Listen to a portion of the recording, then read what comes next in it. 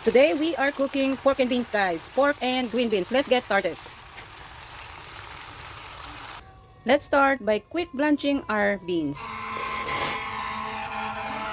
2 to 3 minutes, guys. Let's heat our olive oil. Saute our onions.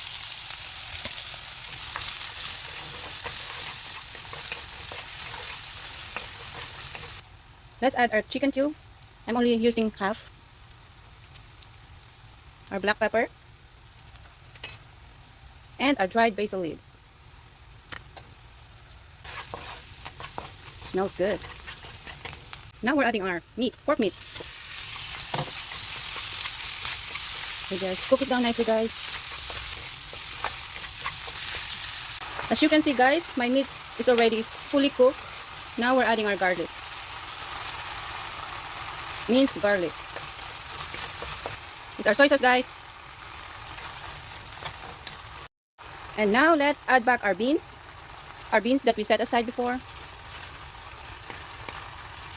This is it, guys. Wow. Thank you for watching, and until next time.